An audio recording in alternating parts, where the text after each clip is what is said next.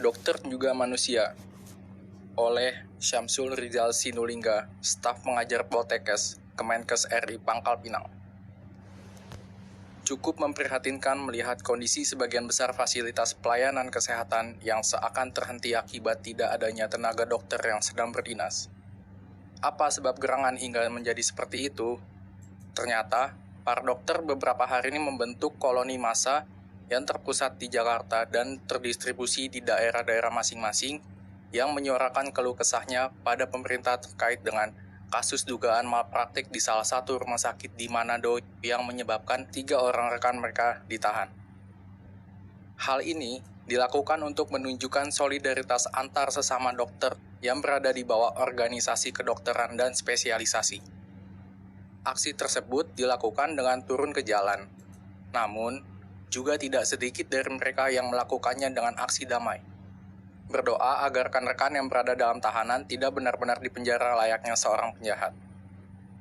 Sebagai orang yang tidak sepenuhnya mengerti tentang medis, simpulan dari justifikasi pihak yang berwenang, yaitu tim dokter tersebut ternyata saat kasus terjadi mereka masih berstatus sebagai residen dokter umum yang sedang menempuh pendidikan spesialis.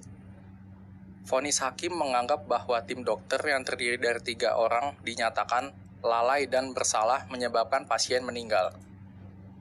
Kita tahu bahwa perbuatan menghilangkan nyawa adalah perbuatan kriminal. Itu perbuatan penjahat. Rasanya kontradiktif pernyataan tersebut. Bagaimana mungkin seorang dokter yang bekerja di bawah sumpah jabatan dan memiliki profesi mulia disebut sebagai penjahat?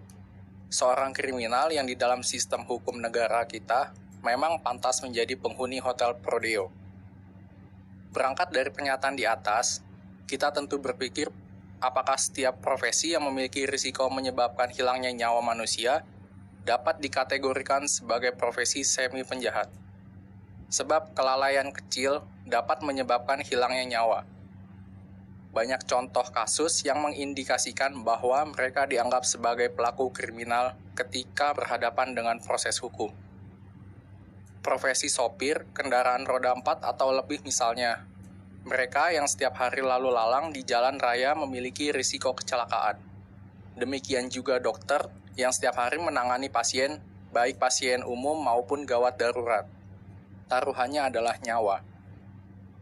Naif rasanya kita hanya sekadar ikut-ikutan menjustifikasi dokter yang melakukan dugaan malpraktik dianggap sebagai kriminal tanpa mengetahui kronologis yang sebenarnya terjadi. Yang menjadi substansi dari tulisan ini adalah bukan bagaimana kita lantas terlibat dalam perang argumentasi banyak pihak.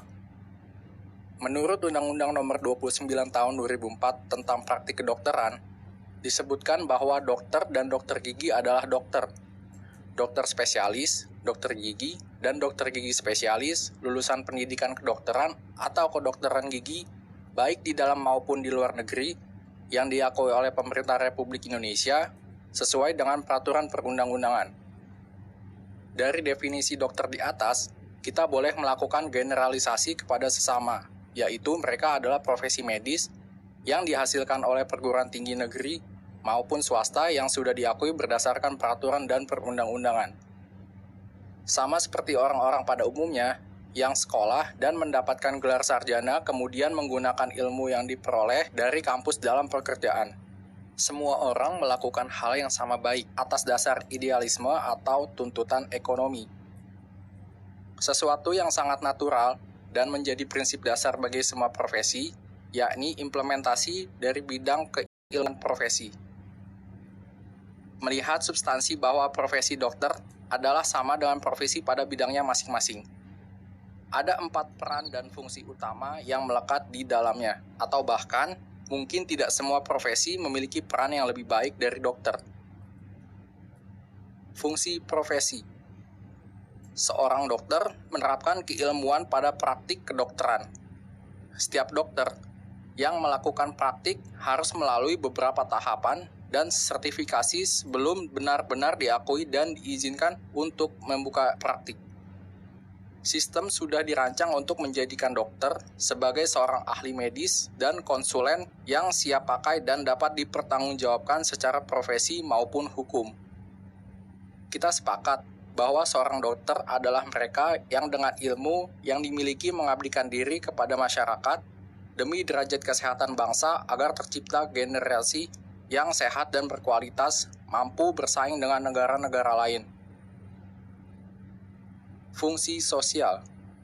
Awalnya, dokter hanya berfungsi untuk membantu para serdadu yang mengalami luka di medan perang.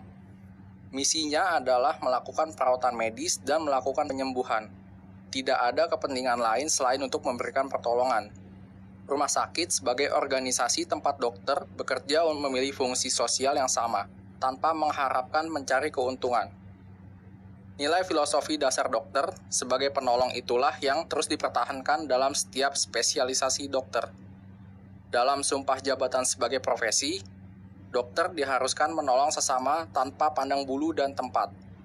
Dalam keadaan apapun, mereka diwajibkan menggunakan keilmuannya untuk memberikan bantuan medis bagi yang membutuhkan.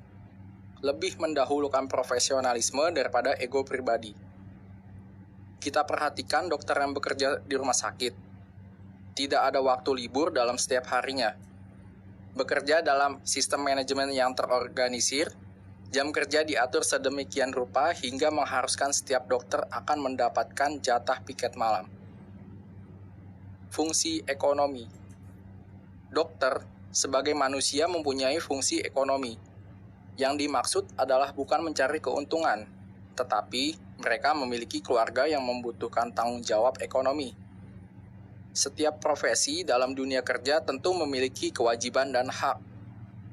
Keduanya sangat terkait dan saling mempengaruhi. Seseorang yang menjalankan kewajibannya akan mendapatkan hak sesuai dengan beban kerja. Begitu juga dokter. Meskipun memiliki fungsi sosial humanis, namun tetap menjalankan prinsip ekonomi modern. Mereka berhak untuk mendapatkan kompensasi dari setiap aktivitas profesinya. Memang ada yang orientasi hanya untuk mendapatkan uang, tapi bukan berarti kita lantas menyamaratakan para semua dokter. Sebagai manusia yang memiliki kebutuhan, dokter memenuhi kebutuhan hidupnya dengan bekerja untuk menghasilkan uang untuk kebutuhan keluarga. Fungsi manajerial. Peraturan dan perundang-undangan pada sistem negara kita mengharuskan setiap rumah sakit pemerintah dipimpin oleh pejabat negara yang berasal dari kelompok fungsional. Dalam organisasi rumah sakit, ada beberapa jenis fungsional, yaitu bidan, perawat, dan dokter. Sebagai kasat tertinggi dalam bidang keilmuan kelompok fungsian, dokter adalah figur yang potensial dan cakap dalam memimpin rumah sakit. Menjalankan beberapa fungsi sekaligus dalam waktu yang bersamaan tidaklah mudah. Adanya tuntutan profesi dokter harus mengaplikasikan keahliannya dalam bentuk praktik di rumah sakit maupun mandiri. Belum lagi, tuntutan organisasi yang mengharuskan seorang pemimpin membina dan mengarahkan setiap unit dan elemen yang ada di rumah sakit. Kita bisa melihat rumah sakit dipimpin oleh dokter, baik umum maupun spesialis. Keempat peran tersebut saling berkaitan antara satu dengan yang lain. Seorang dokter yang memiliki keahlian medis dituntut untuk memberikan pelayanan yang optimal kepada pasien sesuai dengan SOP. Sebagai kompensasi, mereka berhak mendapatkan upah yang sebagian dari kita menganggap bahwa gaji mereka terlalu besar. Ini karena beban kerja mereka yang cukup berat. Tidak hanya itu, dokter yang memimpin rumah sakit dihadapkan pada keadaan memimpin organisasi yang di dalamnya terdapat beragam sumber daya dan perilaku. Dokter harus mengimplementasikan keilmuan dan mengelola organisasi. Jadi, aksi pada tanggal 27 November 2013 untuk memberikan dukungan pada rekan mereka yang sedang ditahan seyogyanya dikemas dalam bentuk yang lebih elegan. Jangan sampai gerakan yang seharusnya mendatangkan simpati justru akan menjadi antipati dari masyarakat akibat lumpuhnya sebagian besar sentra pelayanan kesehatan. Yang dirugikan dalam permasalahan ini tentunya adalah masyarakat luas yang tidak tahu-menahu akan permasalahan yang ada. Mereka terkena imbasnya. bisa kita lihat beberapa komentar di stasiun televisi yang menyatakan kekecewaan para pasien yang akan berobat namun urung karena tidak adanya dokter. Kita berharap profesi dokter jangan sampai ternoda oleh aksi solidaritas dengan turun ke jalan dan melakukan aksi mogok kerja. Majulah dunia kedokteran di Indonesia. Jadilah dokter berkualitas yang mampu bekerja untuk kepentingan masyarakat dan bangsa.